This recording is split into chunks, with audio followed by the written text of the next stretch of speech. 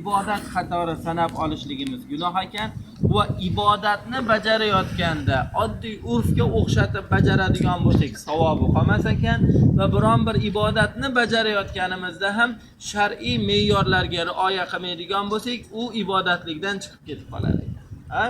Ya'ni masala qarindosh urug' siylay rahim yig'ilishligi ibodatmi, yaxshi amalmi? Yaxshi amal. Lekin qarindosh urug' yig'ilganda o'rtaga dasturxonga harom narsa qo'yiladigan bo'lsa yoki Alloh taolo man qilgan ba'zi holatlar bo'ladigan bo'lsa, bu siylay rahim yig'ilishligi nimaga aylanib ketib qolyapti? Alloh asrasin, ma'siyat majlisiga aylanib ketib qolyapti. Yaxshi narsa, lekin shariatning normalaridan chiqib ketadigan bo'lsa nima bo'lib qolyapti? Gunohga aylanib qolyapti. Mana shu narsalarga rioya qilishligimiz kerak. Islom faqatgina alhamdulillah, Xudoga shukr, alhamdulillah musulmonman deyish bilan cheklanib qolmasligi kerak. Islom faqatgina o'rganib qo'yadigan holat emas. Islom bu suluk dini, ya'ni yashab, ergashib, hayotimizga tatbiq qilishligimiz kerak bo'lgan din. Saodatimizni kaliti. Umar radhiyallohu anhuning mashhur gaplari bor. Agar diningizni yaxshi o'rganmasangiz, yashab turgan hayotingizni din deb bilib qolasiz. Demak, hayotimizni dinga moslaymiz, dinimizni hayotimizga emas. Bugungi kungacha adashgan qavmlarda hammasi nima uchun adashgan? Dinlarini yashab turgan hayotlariga moslab olganligi uchun. Robbim hammalarimizni muvaffaq muyassar qilsin. Xo'p, hurmatli jamoat, Arofat vodiysi 100 mingdan ziyod sahobalar yig'ilib duolar qilgan joy bo'ladi. Rasulimiz sallallohu alayhi va sallam ayni mana shu joyda sahoba ikromlar bilan yig'ilib duo iltijolar qilgandilar. Ayni mana shu joyda Rasulimiz sallallohu alayhi va sallamga Qur'oni Karimni oxirgi oyatlari nozil qilingan edi va Rasulimiz sallallohu alayhi va sallam 100 mingdan ziyod sahobalariga bu muborak joylarda vidolashuv xutbalarini qilgandilar. Birozdan keyin siz bilan birgalikda duo iltijolarimizni qilib qaytamiz inshaalloh. Hop, hurmatli jamoat, men sizlar bilan shu kunda ham Makka mukarramada yuribdi u guruhimiz. Bir guruhimiz bilan bo'lgan chiroyli bir voqeani sizlarga aytib o'tmoqchiman-da.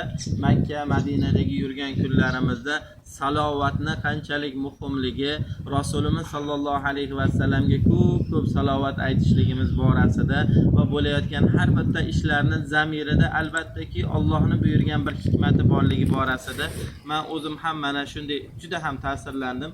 Ziyoratchilarimizdan bittalari kecha yaqinda kelib aytib berdilar. Sizdan oldingi reys Toshkentdan uchadigan reys nimadir bo'ldida 3 kun 4 kun Toshkentda kutib qoldi. Ozgina kechikib qoldi. Ba'zi sabablarga ko'ra kechikib qoldi. Endi qarang, ziyoratchilarimizdan bittalari majlisga borganlarida u joyda suhbatda aytildiki, Rasulimizni yonlariga ketayotganingizda quruq qo'l bilan bormang. Ko'p salovatlar aytib, sovg'a salom, sizni sovg'ingiz, Rasulimizga salovatingiz deb aytildi. Mana shu gapni eshitgandan keyin ziyoratchilarimizdan bittasi qalbiga tugib qo'yibdi. Men inshaalloh ketishimdan oldin 40 mingta salovat aytaman Rasulimizga deb niyat qilgan.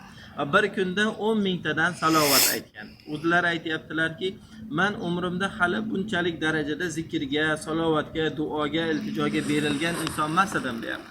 Alloh taolo qayerdandir qalbimga soldi, 40 mingta salovat aytaman borgunimcha dedi. 10 mingta aytdim. Ertasi kuni yo'lga chiqdik. Namangandan Toshkentga kelyapmiz. Toshkentdan uchadigan reysimiz. Toshkentga yetib kelishlari bilan kungacha ham zikrlarini qilib kelgan, arang 20 mingtaga yetkazgan u darrov xabar keldi, reys kechikdi, ertaga uchar ekanmiz. Hamma har xil to'polonlar bo'lib turibdi deydi. Ayolim kelib, nima bo'ldi dadasi, shunaqa bo'libdi desa, mayli deb ichimdan xursand bo'lyapman deydi. Niyatimga yetib olar ekanman deb bilmadim deydi. To'g'rimi, noto'g'rimi xursand bo'lganim, hammasi Allohdan deb xursand bo'lyapman deydi. Lekin hali ham zikrlarimni yakunlaganim yo'q, davom etyapman, qilyapman. Ayoli kelar ekanda, men yordamlashib boraymi, yarmini men aytaymi, tezroq chiqib ketamiz ekan deb hazillashib qo'yadi deydi. Yo'q, o'zim aytaman deb davom etyapman deydi. Hali yakunlamadim. Yana bir kun cho'zildi reys deydi. Orada endi reyslar cho'zilib, boshqa bo'lib aeroportga yetib keldik. Ishonasizmi deyapti. Registratsiyadan o'tish uchun bagajimni olib borganimda qo'limdagi tasbihga qaradim.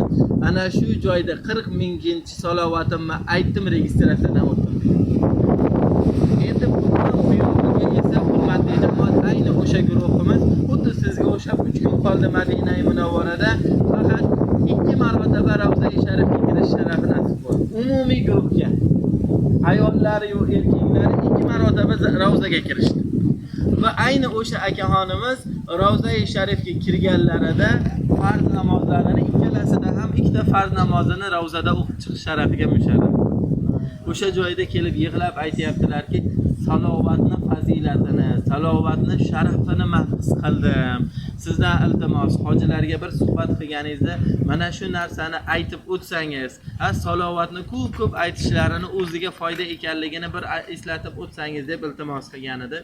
Inshaalloh ziyoratlarimiz davomida uyimizga qaytganimizdan keyin ham ko'p salovatni ko'paytiraylik. Istig'for, salovat ko'p aytib yuraylik inshaalloh. Robbim hammalarimizni muvaffaq muyassar qilsin.